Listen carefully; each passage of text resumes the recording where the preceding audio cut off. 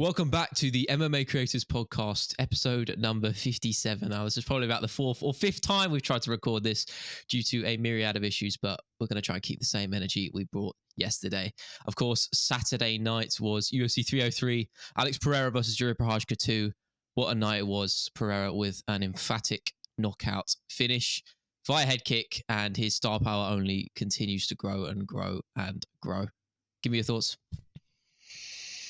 My thoughts are as follows. We are dealing with a very special character, a very special fighter, and definitely one of the greatest of all time when it comes to mixed martial arts. Where you want to put him in that conversation, I'm sure that we can discuss, but it is a matter of fact at this point that this man is doing things that no one else has ever achieved. He's got a belt on one bicep, a belt on the other bicep, and he's got one round his waist, potentially lining him up for a heavyweight title. I'm all on board the Alex Pereira train, and I am not ready to get off, because when this man is at the top of the sport as he is currently, the charisma that he brings to the table, the fighting style, and the fan base, he's the biggest superstar we have in mixed martial arts right now. High praise. I incline to agree. Now, we said yesterday when we were trying to record this that we were entertaining the heavyweight matchup, as you just said. Before, it was probably a bit of a far-fetched idea, a joke, a sort of three-pointer proposition. But now I think it's an actual serious conversation, Sure. Right? I think it's, real possibility. Sure. And Dana White seems to be entertaining that, right? So the only matchups you have for him there, I think you've got to give him straight for the belt. If you're moving up at heavyweight, it's got to be a straight shot, of course. Question is it Tom Aspinall or is it John Jones? We're going to have to see where that division lies. I mean, I think logically you'd pick both of those men to beat him due to the grappling pedigree, right? But when you have that freak power, as I said, stepping backwards with that left hook at the end of the first round, as he did on Saturday, and knocking him down, is just being able to generate that level of power from such an awkward position, an awkward sequence. It's unprecedented. So when you possess that sort of freak of nature ability, then you could knock out anyone, even the greatest of all time. So I'm excited. I think they'll probably do it, realistically. The other alternative is, of course, Magomed Ankalaev for is it a third title defense now at heavyweight, which I don't think anyone really wants to see. And I just saw, you probably saw this today, the odds just opened up on that potential matchup. And Pereira's an underdog, which for me, free money, to be honest with you. But obviously the answer is the grappling. That seems to be the route for Ankalaev's victory, but it's not a fight anyone really wants to see. And I can see you shaking your head, so I'm going to safely assume you're agreeing with me there. There were so many different areas you took that conversation. I found myself just nodding like a Churchill dog to some. Some I need to double down on, because firstly, as much of a Tom Aspinall fan as I am, whether it's Tom or whether it's John, I actually don't care. I don't care. I want to see that man fight for the third belt, because if we don't do it now, so do I. When are we going to do it? We could possibly be sitting in a sport for another 20 years, maybe even longer, and never see this. And logic would dictate that the more years that pass in MMA, the harder this is going to be able to do, because the skills are going to just improve throughout the roster and also throughout the top 15. So it's going to be harder to go from one weight class to the next, and certainly to the next after that, and capture any sort of glory. So let's not act like the UFC ever play by conventional rules. Let's not forget that they are now owned by the TKO group and WWE. Let's just let it rip. Let him go for the heavyweight title. Let's have a massive build-up, a big narrative, and let's just put every potential accolade, historical everything we can into Alex Pereira, because does he not deserve it? We just watched Diego Lopes and Dan Ige fill in a last-minute slot to some extent on a massive card. Alex Pereira's gone one step further multiple times. He's gone into the main event for the biggest card the UFC's ever had.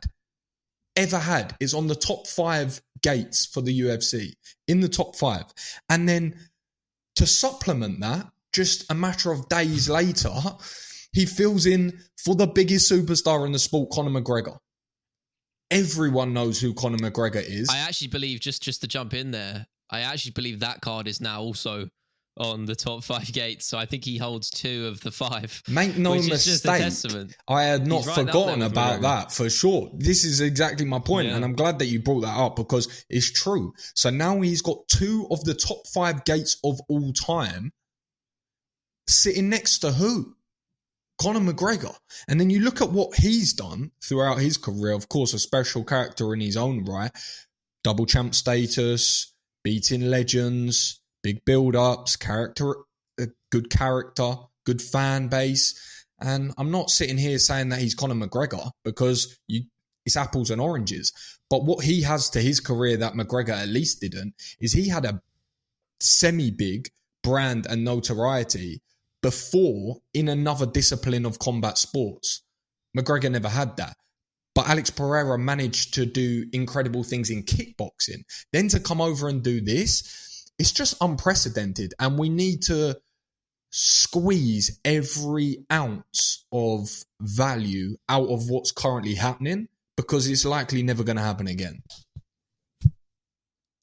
I mean, you say that. I'm actually going to kind of disagree with you there because I always say, I think the keys to success really just in the UFC. As you said, it's the UFC in particular and Dana White. They're not opposed to the dramatic, right? To doing crazy, unheard of matchups and things like that because they know what sells, right? It is an entertainment game. And that's one of the key components. It's really having the fighting ability and being able to match that with a storyline or a narrative. Having those two things put together, those will just fast track you right to the very top. Diego Lopes is another just good example of that. But so that's why I think I do think we'll probably see something like that in the future. When you look at, in the grand scheme of things, the UFC as a company is only just turned 30 years old. That's not a lot of time in comparison to the legacies of different sports and what's happened in all of those. So I think I'm kind of going to push back on that because I feel like there's always new records to be set, always things to surpass. And, you know, it was only just 9 years ago, McGregor became a double champion, a simultaneous double champion, might I say. We've seen 3 others do that, if I'm not mistaken, since then. And obviously Pereira is looking to tout to become a 3-weight champion, which of course no one's ever done. But I think soon you'll see other people replicate that and then some, surpass it and go even further. Maybe I'm wrong. Maybe it is. I don't agree. I'm not disparaging the achievement. I do think it's very difficult to do. That's why no one's done it. But I do think it won't be the first or the last if it does happen. I think just logically, if we're to look at this, no one's done this up until this day. No one has done 3 belts because it requires so many elements to even be in that conversation. So many that 99.9% are never going to get to. If it's never been completed today, it's not a guarantee it's never going to happen. But probability would dictate that it's very, very small chance of it ever happening. Because like I said, the sport's just improving in its talent. So these divisions are just going to get harder to be able to conquer, especially one after each other. And I'm not saying if we don't do it now, we're never going to see it. But I kind of am also saying that as well. And I'm also saying Alex Pereira is in the history books now. He's in the history books as one of the greatest 100%. UFC fighters of all time. We can agree on that, right? So that's Yeah, 100%. I mean, I was... Yeah. My point to that, and I'll throw it back to you. My point on that is that's concrete now. He's one of the best ever in the UFC. Okay, so that's legacy established. Give him whatever. Give him everything. It's just make everything. Do everything. I'm not saying it's never going to happen again, but we've got a legend of the sport that's going to be in the Hall of Fame. We've got a legend in the sport that's done things that no one else has done. Why wait for someone else to possibly do it? What's the point? Let's just nail this onto a legend. Because the thing is as well is if you have to just think of one additional step for the UFC always need a contingency plan. So let's say if he were to go up to heavyweight and the guy he were to face would be John Jones, the risk for anyone fighting John Jones for the UFC is that they win because they're going to take a lot of shine of one of the greatest ever. But the downside becomes a lot less dramatic if that person were to be an Alex Pereira because he brings his own brand with him that's so powerful that it wouldn't harm the UFC in any way if Alex were to be the guy to take that because of what he's done. including Tom Aspinall. From a UFC perspective now, the UFC would rather Alex Pereira, as things stand, take the heavyweight belt than a Tom Aspinall. Yeah, of course. You know? So... as crazy as that is to say, because Aspinall is, of course, you know, in my opinion, obviously we are a bit biased, but ability-wise and just what he brings to the table and the potential ceiling he has from a fighting perspective alone, you know, he's one of the best. He has the potential to be the great. I'm fully convinced he will be the greatest heavyweight of all time, and I'm pretty sure you think the same. So that shows you the level that Pereira's at, that the UFC would still prefer him to be the one with the belt rather than Tom. And I think they'd be the first to admit that, right? So, yeah, it's definitely an exciting proposition. And I can't remember if I already asked you this the other day, but if he is to do so, if he is to win the heavyweight belt, undisputed, I'll clarify. Does he belong on the Mount Rushmore? Yeah. And where? What number? Top. What number? Like Top. Top. Nah, I don't know. No. Let me explain. Come on. Let me explain. See, Let me explain. No way. Let me explain. Well, firstly, No, I'll let you explain. You can't tell me I'm wrong on a subjective matter. Yeah, okay, well, yeah, I'm just disagreeing with you. Yeah, okay. I think you're wrong. Okay. I do think you're wrong. No, but not obviously from let's play it out because maybe I'm just saying that to be a bit more reactionary. But honestly, let's actually play it out. And I'm not here to give numbers and say this is number 1 and this is 2 because I get bored of the topic, to be honest. But let's just entertain this realm of conversation. It depends first and foremost what you prioritize. Because there's so many elements that come into this conversation. It's longevity. It's what weight class have they done it at? How did they do it? How long did they do it for? How many defenses? What different styles did they face? And whatever your answers are to those is going to reduce your greatest of all times, right? For me, I don't know where I put him. I don't know what number I put him. But do I put him flipping right up there? 100%. Top 5, 100%. 100%. Yeah. Because to come from a different sport at the highest level, we've seen it in grappling, or more specifically wrestling. We rarely see it. It has been done, but we rarely see it with striking. We rarely see that. And to see it at this level, to come in and to face champion after champion after champion after champion, 5 different champs, capturing 2 belts, last minute's notice on the biggest cards. It's so many small nuances to this. I'm nothing against John Jones. He's one of the best to ever do it. One of the best to ever do it. But on one hand, I'm not trying to make a big deal out of this. I'm just painting a picture here.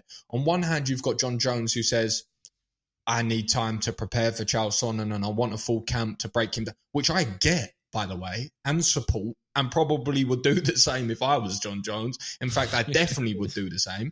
And on the flip side, you've got Alex Pereira, who's doing meet and greets in children's hospitals in Australia, getting a phone call in the middle of an Uber ride and saying, 3-0, yeah, sign me up, Chama. I'll fill in for Conor McGregor. Getting a phone call halfway across the world saying, I'll fill in for UFC 300. Switching time zones, broken feet, couple of weeks off the back of a most recent win, not in full training camp, to go and fill in for the biggest spots in the world and leaving these people in viral content circles on the middle of the canvas. The most dangerous men in the world. Yeah, he is in my top 5. He's in my top 5. And that is not going to change anytime soon because it's not as simple as who has he beat? What belt does he have? It's all encompassing. It's the brand, it's the image, it's the performance, it's the cards, it's the last minutes. It's Alex flipping Pereira. It's how they remember you. That's it. It is. It's how they remember. It's how they remember you. Exactly that. That was good. Straight in it. Yeah. No, I'm inclined to agree. Even if he doesn't win the heavyweight belt, he's got to be at least in that conversation for top 5. And of course, in the not just as you say, the manner of which he's done it, but the time frame as well. 2.5 years. You know, it takes people. But how long did it take Michael Bisping to even just get the belt, right? And that's no shade to him because, you know, he's one of my favorite fighters, but it just shows you the level, right, that he's at to be able to just jump into another sport and say, I'm taking that belt now. And yes, maybe he was aided a little bit by the UFC and they did push him, and probably lesser men or women probably wouldn't have got that luxury, but, you know, you make your own fate in a lot of ways. So I think without the fighting style he brings and the brand he has, that probably wouldn't have happened. So I think also what you have to bear in mind is people will say it's lucky or fortunate. I hate that word. The worst. I think it's a dirty word, right? Because the truth of it is, everyone that does anything and is successful in it, you have to have luck. You have to have luck, an element of it. But what I think is the reason people have a negative connotation to that is because they don't like the idea to give luck credit for any of the things that they do, because there's a lot of work and effort that goes into it. But I think it's ignorant to just ignore the fact that there's any luck involved. There has to be luck involved in anything. But of course, luck is when preparation meets opportunity, right? So indeed, the reason that's relevant is because Alex was fighting the highest level guys in kickboxing. It wasn't that he just fought some random people and this person happened to go on to be one of the best middleweights ever and he just got a fast track to the title. It looks like that, but it's a little bit deeper than that, because he was fighting the likes of Israel, Dustin Jacobys. These are high-level UFC guys. So he had wins over these people. So when he got into the UFC and he had 2 fights to sort of test the waters, because he did test the waters. He didn't walk into a title fight. They said, okay, let's give you the Michaelis fight, the Greek fella. Michaelis starches him with a flying knee. And then let's give you Bruno Silva. Very tough matchup. Bruno Silva's good, and he's good at striking, and he's good at grappling. And if you're new to MMA, taking pretty much what's your second high-level pro MMA fight, that's a tricky assignment. And he gets through that with flying colours. It's like, cool, let's see what he does with Sean Strickland now. Let's just see what happens. Champion, previous champion. Boom, KO. And then he just starts racking up. So he tested the waters and he passed it with flying colours. And then they said, what's the point in slowballing you? There's no need. Let's speed the narrative and give you to Israel. And then that's just when everything went sizzler. So I think he deserved these opportunities. And more than that, I think he took them. Because getting opportunities and taking them is different. Yeah, 100%. Yeah, and very few people would be able to do that, and most would fall under that pressure. The weight of expectations of being put into the positions like that and fast-tracked to such a level, most people would just completely crumble and probably fail. That's why you see a lot of hype trains.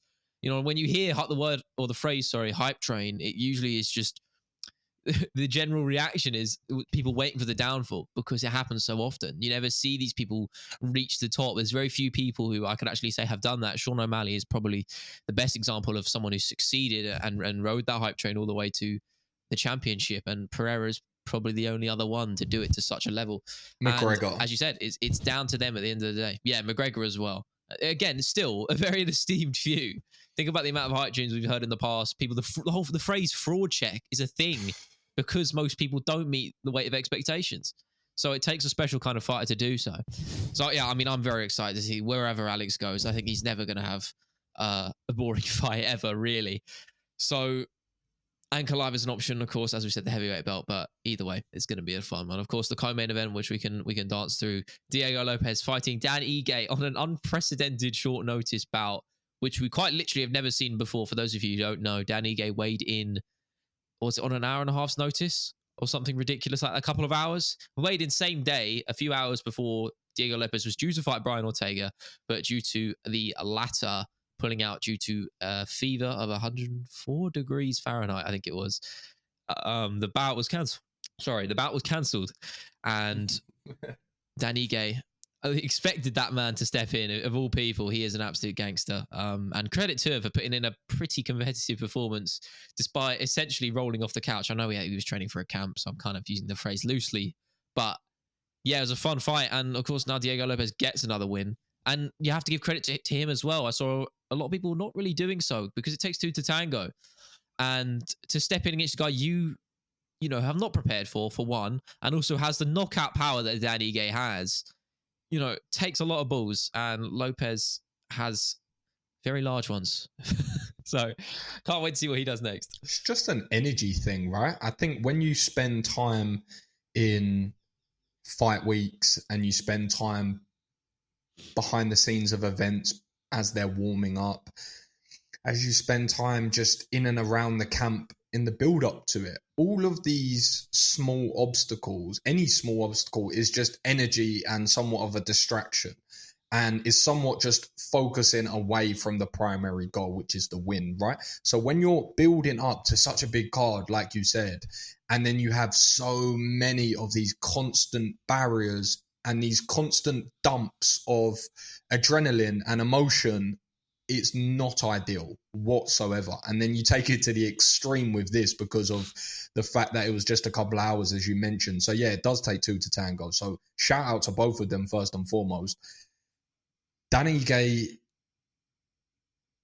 was very much in that fight as well. You look at that third round and it was getting a little bit dicey for Diego Lopes, to be honest, because he just slowed a touch and then he became a little bit more stationary. And that was just as Dan Ige was gaining more confidence in the fight. And then he was starting to build, but it was a little bit too little too late, sorry. But the good thing is it was a very close fight and no one lost or won that fight. I don't believe in people's eyes. I think it was just kind of a draw, kind of a public draw. It was a bit of a strange one just because of how it built up. And then both of them are going to be on the Sphere card as well. So it was a bit of a win-win for kind of them at the end. Of course, if one of them got knocked out. Just another thing I forgot to mention. I forgot to mention was that Lopes didn't even have to fight. He mentioned this on Twitter afterwards. I'm sure you saw this. The UFC were going to pay him anyway. Usually they don't do that, but because the circumstances were so wild, the UFC was like, "You don't need to fight. We will pay you your show." And I believe it was his win pay as well. They were going to give him the money. He didn't have to step into the cage at all, but he did it anyway. No extra benefit or nothing. Yeah, I mean, obviously there is benefit to doing so because it raises your stock, but he didn't even need to fight, and he did it anyway for the love of the game, and that's what makes him a fan favorite. Yeah, that is wild. I'm so excited to see where he goes. He's probably getting paid. At this point, he's probably on about not enough 80 maybe something like that. 80. You reckon? Yeah, I reckon less. No, definitely not less. No way that he went on UFC 300 against a ranked opponent, got that win, and then is on 303 on less than 80. I think he's on about that personally. If I would just to roughly guess, my point is 160 bags to not do anything that weekend, but that's not who he is because he understands the game. He just understands the game. He gets it. He gets it. He gets that. It's the Brazilians, man.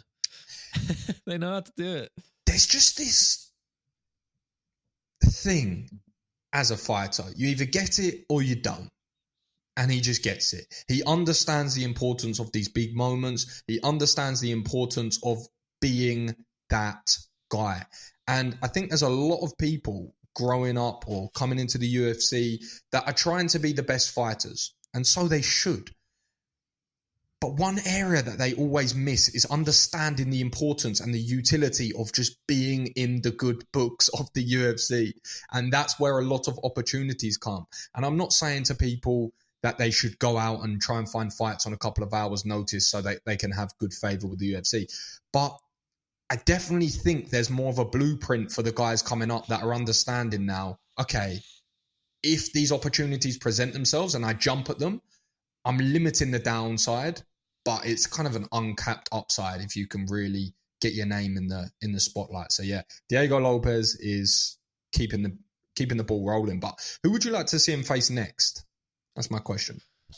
Oof. It's a tough one. I mean, I'd like that Ortega fight to happen, but I know it looks like Brian's probably going to just jump ship to lightweight, so I don't know if we're going to see that.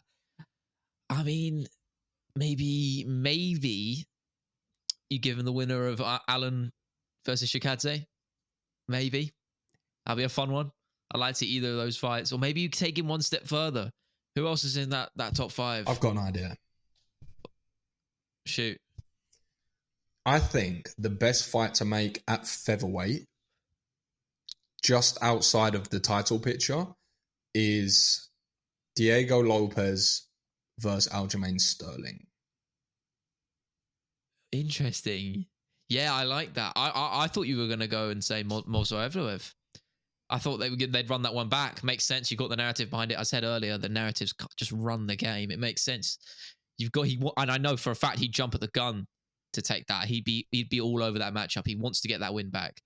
But for those of you who don't know, in his debut, he came in on very short notice, stepping in on his debut, in the UFC, stepping against an undefeated Movsar Evloev, who is still undefeated, might I add, and nearly finished him multiple times with a submission. And he lost that fight, but he essentially just introduced himself to the fans and lost no stock. In fact, he gained probably more than Movsar did when it was all said and done. So I'm sure he wants to get that one back. I'm excited. If that happens, that would be my matchup of choice, I reckon. Or as I said, the Alan Shikadze. I remember thinking at the time, when he lost to Evloev, I remember saying and actually thinking at the time, I've personally never seen a fighter that has taken a short notice fight, because it happens most weeks. We see it a lot of times. If you watch the UFC every week, it's not uncommon. But I've never seen someone go in there, lose, and get such an increased fan base like Diego Lopes did. I've never seen someone maximize that opportunity as much as he did. And then from that moment, even before his next fight, he was absolutely blowing up on the internet. And then he just went out, got another finish, UFC 300, got another finish. And then he's just kept this ball rolling. And now he's honestly one of the biggest sort of trending stars in the sport at the moment. So yeah, he's a fun addition. So. Yeah, 100% deservedly so. Fun addition. Yeah, of course. And we had Ian Gary versus Michael Venom Page, which for me was my most anticipated fight on the card. Yeah. To be honest with you, I was so intrigued by that, just because when you have a guy like Michael Venom Page fighting, he is such an anomaly, just in every possible front. And there's not that many people that can really hang with him on the feet at all. And a guy even as good as Gary is with his kickboxing, he was outclassed on the feet, which was as wild as that is to say. MVP was about 3 times as fast as him, and he was having a lot of success in that second round. But of course, I think the grappling holds were just showing a lot of really sort of rudimentary errors, which I understand at the top level, or when you're in the cage and the pressure's on, sometimes you forget the basics and you forget those things, but you can't afford to do that as an elite level fighter. You can't afford to do that as a champion. You can't forget the basics. And it was the little things when Ian Gary had his back on the body triangle. The commentators picked up on this multiple times, just rolling over to the ankle side to try and break the lock from that side. That's step one. That's rule number 1 of getting out of a body triangle. It's the first thing you need to think about doing, is trying to break the lock on the right side, the correct side, should I say, and then getting your shoulders to the mat. Wasn't doing that at all. He was in that body triangle for the whole of the first round and wasn't able to adapt. And the same sort of patterns were emerging in the third when Ian had his back standing. No what's the word I'm looking for? No urge to try and shift that position, and it cost him the fight. At the end of the day, that's what cost him the fight. So I think if MVP wants to make a title run before he retires, then those are the holes that have got to be patched up and quick, because he has the skills on the feet to really beat anyone in that division. And I say that with full confidence because of how awkward his style is. He can beat anyone on the feet. But the glaring holes are there, and he's got to fix them. Yeah, with the body triangle, it's one of the positions that you see the most in MMA, in the grappling, because obviously it secures position very, very well and secures control very well. But they always mention on the commentary, and this isn't me saying I know better than them, what you mentioned there about turning to the lock side, which is true. But the more I've looked into it, the more I've realized there are so many different ways to actually defend that body lock. There's a system that I've seen Gordon Ryan break down. There's a technique that I saw Nicky Rodriguez use the other day, in fact, where you begin to rotate and then scissor your legs opposite directions, and then you unpick the lock. So even when the lock's not on the floor side, it's on the open side, you begin to unpick it by switching your hips and then bringing it out. But you're right. It's definitely a position that if you know you have holes there, it's definitely something you want to be drilling, so that what you said there, the basics or the more fundamental things are just second nature, so that when you are under pressure, you're not thinking. So you don't need to forget or to remember, you're just reacting.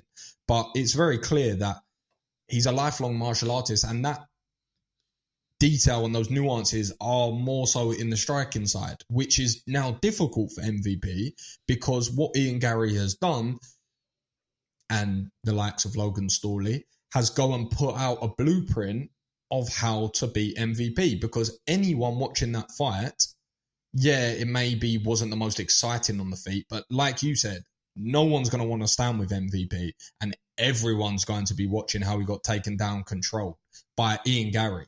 And no shade on Ian Gary, but he's not known as a grappler. And the one thing that I said to you in the build-up was, I definitely think his jiu-jitsu would have improved a lot working with Damian Maia and the likes of Charles Oliveira.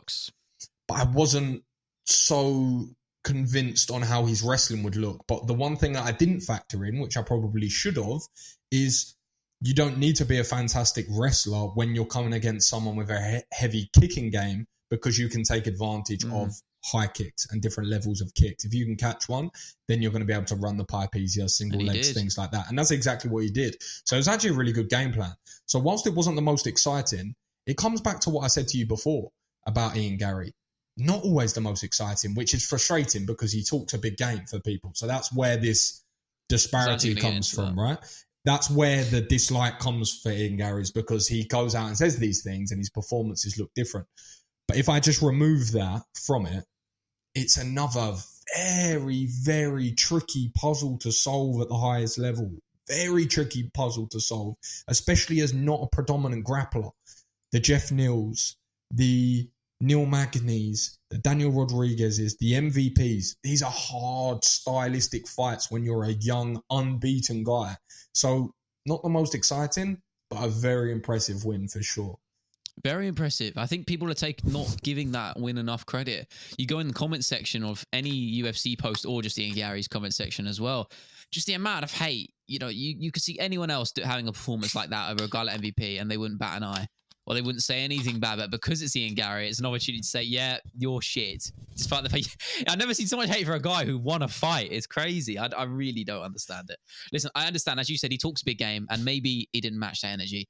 But again, you got to adapt in this game. I think he knew he was outgunned on the feet. He's not going to stick to that game plan if he knows he's going to lose. He's a smart fighter. That's an example of good fight IQ, being able to adapt. And I'm not entirely sure whether grappling was the number one plan A for that bout. Maybe it was, but I'd like to think Gary probably trusted in his striking capabilities and would have prioritized that to begin with, but saw that it wasn't going to work, acknowledged that, and adapted. And we've seen that in the past, of course, when he fought, again, I'm misplacing the name, the fight a couple of fights ago where he got dropped in that close exchange. We discussed this in the build-up. Kenan Son, and he was able to adapt to that. Came back, became out more measured, and then put away his opponent, minutes later. So that is a quality not a lot of fighters are able to possess, and it warrants a lot more praise than it gets. And it's just a shame that he gets so much hate. As you said, he probably does deserve some flack for talking a big game, but you have to. Even McGregor said it. I mean, maybe not the right phrase, saying fake it till you make it, but you have to talk a big game. You have to do these things. You have to get people talking about you, because that's how you get the big fights, and that's how you get the big names, and that's how you get the big paychecks. So undefeated still. And what rank is he now? Number 6, number 7? He probably will be, right? I imagine. I know MVP's lower ranked, but it will still give him some stock. So I'm sure rankings don't mean anything. They'll just move him around. But who do you throw him next at that welterweight division? Personally, I know he called for the head. I think there's one of two men. It's Shavkat or Colby Covington. They're the two names. It has to be. Just quickly touching on what you said about Ian Gary, 100% agree. And I think that's actually, I remember now, that's what I thought was going to be the difference, right? In a close decision. I said, I think it's going to just be edged out by the fact that Ian Gary is going to make the better adjustments in the fight. And that's exactly what he did. And it's impressive at that age for sure. The reason why I think he gets a lot of hate is because many reasons, but many reasons. And I'm never that guy, but I did go on to watch the post-fight press conferences after, and I thought, okay, he really is not helping himself. I can imagine that this was a bit of a clickbaity headline, and it was taken out of context a little bit, I'm sure. But I just read the thumbnail that said, Alex Pereira has the same calf kicks as I do. And I just thought, this is why you're doing yourself no favours. Good win, sure. Big card, yes. Big name, sure. Best performance, probably not. Good win, like I said, 100%.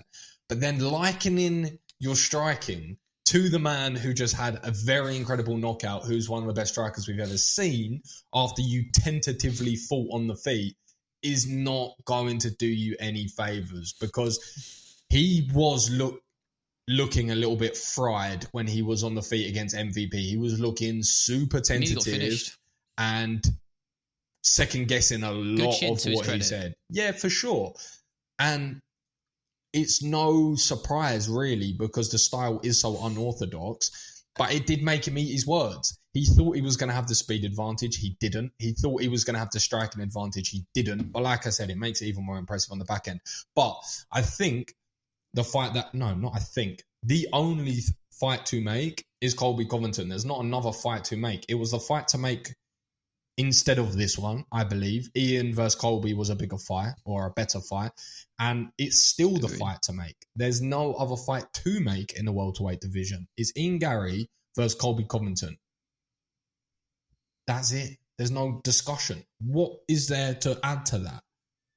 The build-up, the style. Yeah, you give Ian Garry the win, and then the new versus the old guard. Like, what more sense does it need to make? And the narrative, of course, the months of trash talking largely from Colby's side, but both entertaining it. Let's be real. And of course, you probably saw this. Covington was running his mouth just, hours after the fight just took place. So, of course that's there. The UFC know that's an option, and I'm sure we'll probably see it. But it's a matter of whether Colby will actually take the fight, because I'm not sure he even will. But I'd like to see it, and it's a matchup I actually think Ian probably wins. But I'm excited. I would rather see Shavkat personally. I think that's just a good test for both guys. And obviously, you've got a bit of a storyline there. They used to train at the same gym. I'm testing my knowledge here. Was it Killcliff? Or / Sanford MMA? I don't even know what it's called these days, because I think they've changed the name about 1 million times. Sanford MMA. But I believe it was Sanford MMA. Yeah. So that would be my matchup of choice. Of course, we had some other ones. Peyton Talbot, big star. I don't think there's too much to say about him. He's just going from strength to strength and really challenges the notion of a conventional MMA fighter, and gets a lot of hate as a result. But I think he's entertaining as hell. And I saw just one thing, I don't want to ramble on it too much, but I believe it was it Daniel Cormier who said he needs help with the promo side of things, saying, if he adjusted his promo work on the mic, he'd be such a bigger star. And Era Hawani disagreed with that on Twitter, and I'm completely of the same sentiment. I don't think he needs to change who he is.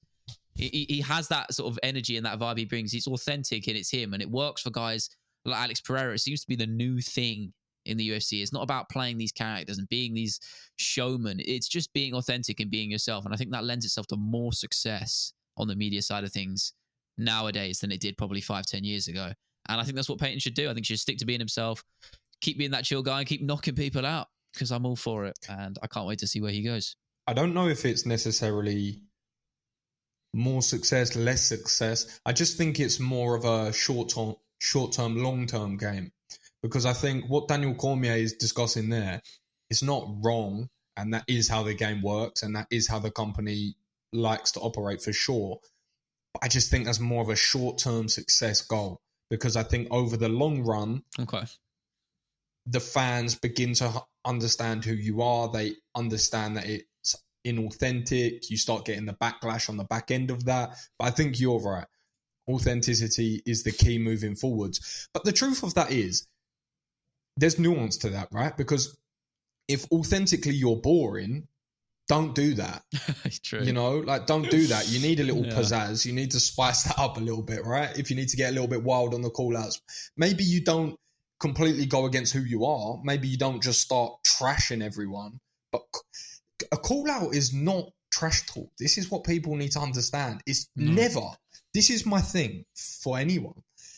This comes from Michael Bisping, that he's so adamant on this, that I've just, through osmosis of watching him for so long, I've just taken this standpoint aggressively. Never, ever walk into that cage without having a name ready to spit on the mic. It's imperative. Whether you're a Ryan Hall character in MMA or whether you're a Conor McGregor character in MMA. It doesn't matter. You need a name and you need some sort of narrative within that moment. That's how you spark it. To spark it, exactly. So I definitely think you're right. He should stick authentic. He's doing fantastically with his brand in regards to his clothing. His content's very good across multiple platforms. He's creating a very well-engaged audience, which is different to just a mass audience. Well-engaged is much more important in the long run. So I think he's got every ingredient to become a star. Very good hair, great style. Very good hair. Very good hair. Very jealous. And just very good at things. One of those annoying people that are just very good looking, very talented, very cool, very charismatic. Just one of those annoying pricks, to be honest. Other than that, fantastically talented. He's probably a really nice guy as well. Phenomenally nice. I've spoke to him quite a few times, not a lot, but a couple of times. Just a couple of times, just in the DMs. But nice person. Oh, look at you. Nice person. I'm joking. Probably gives all his money to charities and spends his time doing Make-A-Wish foundations and skateboard tricks and hanging out with Tony Hawk. Yeah, he's a cool person. So I wish him all the best. And I'm enjoying the journey for sure. 100%. I'm sure one day we will have him on here for a chat. Hopefully he doesn't get too big time, which he probably will if he continues at the rate he is going at. There was a couple of things just outside of UFC 3 I wanted to chat on. Obviously, we got some creative things we could jump into. But just a couple of things. One thing from Dana White that he mentioned, which I'm sure you probably saw this. I don't know if you know where I'm going with it. But probably the most outrageous statement I've heard this year was that from his own mouth saying that PowerSlap was going to be bigger than the UFC. And I don't like that you're nodding your head. I agree massively. I might have to just press the end recording button right now. What am I hearing? It's because right now, I don't understand. Everything that you're currently thinking is all emotional. You don't like the sport, and therefore you're casting your aspersions through emotion of dislike of the sport. No. That, I'm telling you that's why it is, because when I started learning more about PowerSlap, I started realizing that he's right. And let me preface it by saying this. I don't enjoy it. Don't like watching it. Don't take any joy from it. Don't care about the build-ups. Don't watch any of the content. Don't consume any of it. Don't cover any of it. Even though it would be easy for me to do coverage on it and get good views, I still don't, just because I have zero interest on it. But with all that said, the first thing I said about PowerSlap when I got asked this, when we spoke about it, when it just became a thing, probably about last year, I said one thing on it, and I remember it clearly. I remember saying, I'm not a fan. I don't watch it. I probably won't ever watch it, but I have every reason to believe Dana White with what he said. I have to give him the benefit of the doubt, because 20 years ago, people would have said this about MMA, and look where we are. Of course. So I always had that lingering in the back of my mind. And then I started to see the metrics that this thing was running, and it completely just blew me away in regards to what this does as a business, the turnover and the metrics in regards to the views on the back end of their content is astounding. For context. Yeah, please. Real Madrid is the biggest sports team in the world. In the biggest sport. So football is the biggest sport in the world. The World Cup final, I believe, was watched soccer for the uninitiated. I believe the World Cup final was watched by just over 4 billion people. So pretty much 1 in every 2 people saw that football game. And that's just one. More times than not, the entire world knows about that sport.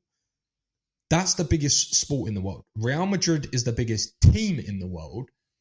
And the monthly views of Real Madrid are basically a mirror image of that of PowerSlap. Are you talking on TikTok specifically? Yeah? No, I'm just talking. I feel like I'm talking across platform, right? But it doesn't matter. What difference does it make? It doesn't make a difference. Of course, no, fair point. I'm getting irate here. No, I don't. What's it care? No, because on the whole, I do kind of agree with what you're saying. I have no doubt that PowerSlap will do well, and I have no doubt that it will succeed, and it probably already is. But I do think it's bigger than just metrics. and amount of views you get on TikTok. Yeah, I'll bounce it back to you in a sec. But I just wanted to make the point. But bigger than the UFC, I can't agree with that. I don't think it's not enough versatility to the sport. That's where you're wrong. There's no way it will be bigger than the UFC. That's honestly where I think you're wrong. And this isn't something I've always thought. These are things that I'm starting to realize over time. You know what I'm realizing over time? There's this thing that they say in YouTube. So I'm going to link this into creator. When you create a title, they say, write it in the way that a 5-year-old could understand. Right? And what I'm realizing is pretty much anything that is successful, this is a very broad statement, is simplified so that a 5-year-old can understand. You look at brand names and how they operate, things just like the way that they use headlines, the way that people write slogans, very, very simple, very, very basic. And what I'm realizing is the more basic you can create something. So if we take a headline on a TikTok video, if I say, Alexander Volkanovski sings on a beach in front of a wedding couple, that's a very specific title. If I say UFC fighter sings on holiday, very broad. Yes. You see my point? My point is, the reason I say this I know that, is because when you have PowerSlap, you have the simplest name, the simplest concept, and you have the simplest content of where it's just, this person gets slapped. So basic, the virality and the amount of people that I can reach is incredible. Let me give one more example, actually, because I'm tying them, as I'm speaking, I'm tying them together, and I'm starting to see the pathways. The most viral content in the world, one of, is that guy that does the, Lambie or whatever his name is, right? Yeah. Kavi, yeah. Does he speak in those videos? No. He doesn't speak, right? The reason I say that is because what that then brings is a universal appeal, because you don't need to know a language to watch this video. So that's a reason of why some of these get 30, 40, 50, 100, 200 million views. You don't need to know the language. When you're watching MMA, you need to know the language to understand what's happening to any level. I know, because I was a fan that didn't know the language and couldn't care less to watch it. When you watch PowerSlap, you don't need to know the language. It's universal. You don't need to know the language of the sport. You just need to know A slaps B. And the reason why everyone hates it and why they are so against it is the reason it will be successful. Because it's so stupid, because it's so simple, because it's so easy to digest, and because it has such viral scalability. And there's no language. There's no barrier to entry. I get where you're coming from. I do. But it's as old as time. The jester is slapped by the king. It's as old as time. I get it. But it's just that when you're talking specifically and you're really homing the virality side of things, and the way you're talking lends itself towards short form content like TikTok. And I know we've had that discussion before, and I'm not going to debate that. But I mean, but I do not feel like it's very condensed down to just that sort of pathway of content, or because I feel I let me explain. No one's sitting here and watching PowerSlap like championship staying up pay-per-views. I'm sure that'll be a thing, but not many people are going to be doing that. Do you know what I mean? Let me explain. I actually think the way that it's set up is, well, the formula is very similar to the UFC. There's no difference, to be honest. The pinnacle for PowerSlap will be them getting slapped at the podium, right? That's like the pinnacle clip. For UFC, it'll be the pinnacle clip will be the actual fight, the 15 minutes. The thing that the UFC does so well around the UFC is narrate it. The embedded, the build-ups, the behind-the-scenes, the countdowns, the breakdowns, the stories into people's lives, the week with them, all these things. The fact that it's about slapping is irrelevant. If you're asking me if it lends itself to short-form content, if you're talking about the tip of the iceberg, 100%. So therefore, that's fantastic. That's really, really good. And then what can we do when we reverse engineer that is we can then create content all on the back end of it. Okay, where this person came from, the storylines, the lifestyle that they've lived, every standard cliche move that they could possibly make. So now they've got two ends of this. They've got the tip of the iceberg where that's sort of creating the mass appeal. And it's like marketing. That's just the funnel. That's the tip of the funnel. The tip of the funnel with what they're doing, right at the tip is the most basic, generic part, which is someone getting slapped in the face. Most simple, most easy, most viral. That's the tip of the funnel. But how do you stretch that further, though? Because I feel like there's so much less nuance in a sport like that compared to mixed martial arts. What difference? So there's what a difference limit to what is you can do with it? You're thinking too emotionally. Oh, come on. You're thinking because MMA is complicated. I don't dislike. You're thinking because no, it's not because MMA is complicated. PowerSlap specifically. Okay. Let me. It's a lot less nuanced. It is fundamentally. It is. It's a case of just slapping the other person as hard as you can 3 or 4 times. That's it. What does that? My point is. Let me ask you the question. The fact that the sport is simple and rudimentary, how does that impact how to monetize it on the back end of that business? How does that impact that? I would like to know. This is what I'm trying to get at. Okay, well, the way I see it is, that's what I'm saying. It's because of the lack of nuance to it. What does that mean? What does that mean? The sport itself, the actual sport itself, how it operates, how people have the strategy. There's a lot less strategy or planning. No, but what does that mean? What does that mean? You're saying things, but what's the outcome of that? If it's got less nuance, what's the outcome of that? I'm getting there. So the way that is it limits itself because of the way the sport is, fundamentally how the sport operates. There's a limit to how you can present that content necessarily, because I think you're never really going to have the millions and the masses watching hour-long pay-per-views of PowerSlap. You're not. Fundamentally, the way the sport works, it lends itself to short-form content. Why do you need to? Well, it's just another avenue, isn't it? If you can UFC is able to cover all of those avenues. It's able to cover short-form, long-form, pay-per-view. PowerSlap does not have the legs to do that. I'm sorry, it doesn't. It could do, maybe can have the metrics on short form platforms like that, like Instagram Reels, TikTok Shorts, and it would have success to that. But I don't think you can sit here, and say that it would do well. It would be profitable over on a pay per view format. I just don't see it happening. Why? This is what I'm trying to ask you. You're just thinking, what does UFC do? How is it successful? Let's cross it over. No. Well, not just UFC, other sports. Okay, but my point is, the Premier League is MMA, successful, right? That doesn't have a pay-per-view model. Like, why do you need a pay-per-view model to be successful? I would argue that the pay-per-view model... Just giving examples. No, but I would argue now that if you look... I'm not saying it's better. I'm saying it's different. But if you look at the model of what they're going through in regards to mostly free content online, I would say that's a much better model than the traditional pay-per-view model. So if you're saying it doesn't lend itself to longer form content, why does it... Firstly, you can create longer form content on anything. So the fact that you may not want to watch the build-up of Castillo, who's on the Slap Champion this weekend, and their life is kind of irrelevant. There's still content to make. Like, you can't tell me there's not anything to do there. Imagine this as a conversation 5 fucking years ago.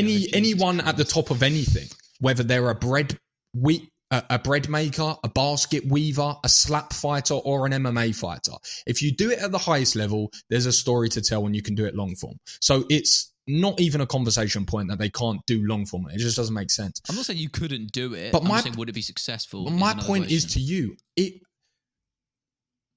doesn't need to... Whether it is or it's not, it doesn't need to be successful. That's just a particular business model that you're looking at, saying, okay, it needs to have long-form success. Why? Why does it? It doesn't need to. It doesn't need to have any success with long-form content. It can quite honestly say, we're not doing any long-form content. And it would just readjust their business strategy. I guess I'm very focused down on the when I think of success, I don't just think of necessarily money-wise, but also just cultural relevance. Something like MMA and the UFC does very well. It's very embedded in sporting culture. It's very, you know the names, you know the people. You're not gonna. It doesn't matter how big PowerSlap gets. You're not gonna know these big stars. You're driving me You're insane, there fundamentally for the slaps. I'm sorry. Right. Okay. Listen, and I'm not trying to be pessimistic because I do agree. I think PowerSlap is and will be continue to be successful, but I just think it's in a different way. Okay. So and that's fine, but it won't follow the same route something like the UFC will. Let's unpack what you just said, right? Let's just unpack what you said. You said on the first point of this, and by the way, this is not, I'm some massive PowerSlap fan. I'm just, as a business, as an actual business, I find it fascinating because of obviously how much backlash it got and how many people don't like it. And again, I'm not a fan of the sport, but just as a business and what he's running, I find it fascinating. So I like to have these conversations. But what the reason I want to unpack that is, on one hand, you told me they don't run this particular content, no one cares about it, or at least no one watches it, around about that conversation. Maybe not exactly like that. And then on the second hand, you told me no one knows who these people are, no one cares who these people are, no one's going to tune in to watch them. Okay, so in my mind, wouldn't it make sense then if they were to run this different forms of content so that you understood who these people were, people would then get to know them. People would then know who they are. And secondly, of what you just said before this, is you said MMA is still new, and then you acknowledge it's 30 years old. Fight Slap's how old? A year? And you're telling me you don't know who these people are? It's because you don't like the sport, and it's been running a year. I understand. You see, you got to let time for these things to actually mature. You can't just. Of course, no, 100%. I never doubted that. I listen. As I said, I have full confidence that PowerSlap will be successsul. I said that. Like it's just in a different way. I sound like an industry the way people digest it. Yeah, you do. But I think that it's just the way people digest PowerSlap and will continue to digest it, and the way. It's not even Zuffer anymore. Who the hell is it? TKO or whoever runs it is going to be doing that. They're not going to push it in the same way that MMA or the UFC will be. It's a different lane of success, whether that's on a cultural and monetary front. It's completely different. It is. So I guess it's just the way I envision how it what success is, because everyone's got a different view of it, right? So I don't know. But what it sounds like to me, the UFC is crazy in my opinion. I think that's crazy. That one I cannot. I don't think that's crazy at all. I really don't think that's crazy. I think over a long enough period of time, because it's just a mass audience. How many times do you go down the road and speak about MMA to people and they're like, what's MMA? MMA, mixed martial arts. Or UFC. Let's say UFC. Okay, UFC then. And you talk about UFC and they go, what's UFC? And you say like MMA and they go, what's Conor McGregor? They have these sort of conversations, right? Eventually, it's not going to be long before they just go, oh, slap. Yeah, that's slap league. Yeah. Fuck it all. The slap thing. Yeah. The one when they slap each other. It's the most simple, digestible information. And the reason... That's a fair point. Just following on what you said, is you said the way it creates content or the way that it leads into content is not going to be preferable. I couldn't disagree with that more. I think if you look at trends and how people are consuming content, as a business, you would want something that leans further into short form content, or at least phone content, rather than less. And that's exactly what they're doing. So I don't think it's better or worse. I just think it's different and more contextual. I think that what they're doing is a lot more nuanced to the industry today, not of 15 years ago. If you want to talk about pay-per-view models and things like that, then Spike TV deals and all of these things. And yeah, you would have a point maybe 10 years ago. But when we're talking YouTube free platforms, TikTok shorts, and a whole different conversation nowadays. So, but anyway, I think we can round we can round out. I was gonna say there's so much more I actually want to say on that topic, because we can literally debate that for hours. But that's probably a good place to wrap it up. This has been the MMA Creators Podcast. Finally got it out, episode number 57, and we will see you hopefully next Sunday. Cheers.